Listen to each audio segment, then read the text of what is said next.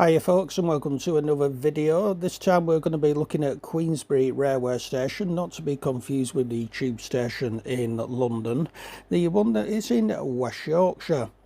The station was unusual due to its triangular shape, and at its opening day the only other examples of this arrangement were Ambergate station in Derbyshire and Earlestown in Lancashire. Since then, Shipley station, also in West Yorkshire, has gained platforms on all three sides of the stations on the Queensbury lines. This was the most ambitious. Before we get into more detail in regards to the station, can I ask you to please give this video a like and consider sharing it, and also consider subscribing to my channel should you so wish, as it really helps the channel grow.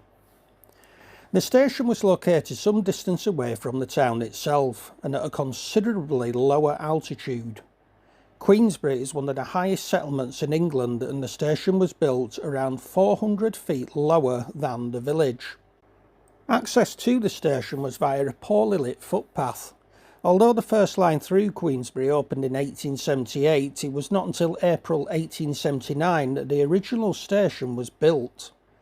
This station had only 3 platforms and was east of the junction where the lines from Bradford to Halifax and Keighley diverged.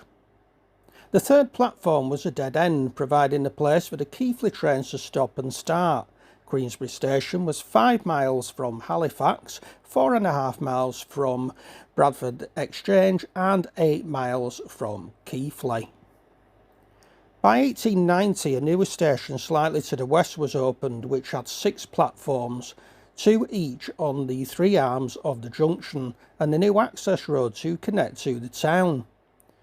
The new road provided by the Great Northern Railway cost £3,000 and the station cost £15,000, so combined it will be around about the equivalent of £3 million in today's money. There were also 3 signal boxes at the station, one for each junction, and the 3 station approaches from Bradford, Keighley and Halifax respectively. However, in 1935, 2 of them were closed, with all work controlled from the east signal box. The lack of level ground for the layout meant that some parts needed to be filled with rubble and stone before they could be developed, with the platforms on the Bradford Keighley side being built on a 3 arch viaduct. However, some space was given over to goods workings. A small yard was behind a Halifax-bound platform from the Bradford direction, and a single line serving a tip in the middle of the station's triangle was served by a spur line from the Halifax-Keighley side of the lines. The station was listed as being able to handle general goods and livestock, but did not have its own fixed crane.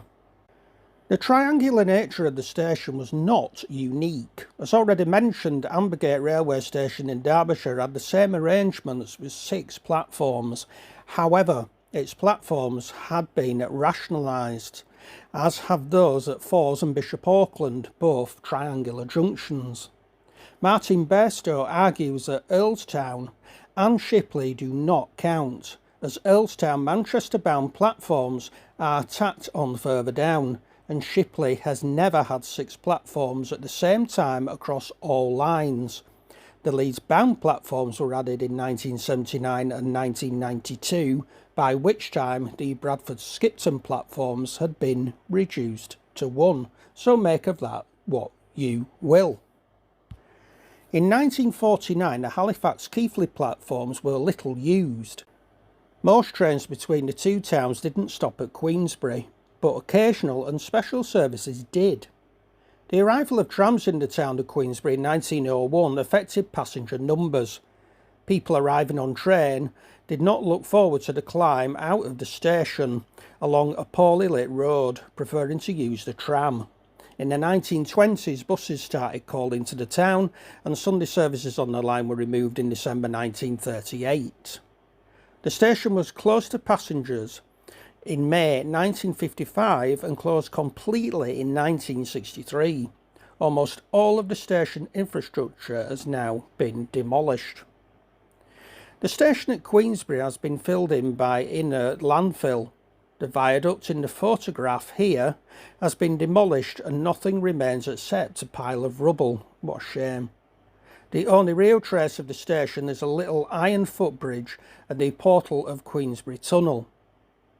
Clayton Tunnel, West Portal, can be found in a large crater that has not been infilled just beyond the iron footbridge.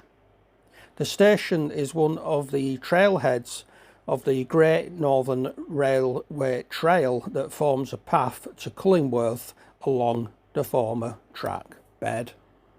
So there we go, folks. There is the history of Queensbury Railway Station, Queensbury, not Queensby. I do hope you have enjoyed it. If you have, please give this video a like, a share. Consider subscribing, as I say, it really does help the channel grow. And click on the notification bell so you never miss another video. Take care of yourselves, folks, and goodbye for now.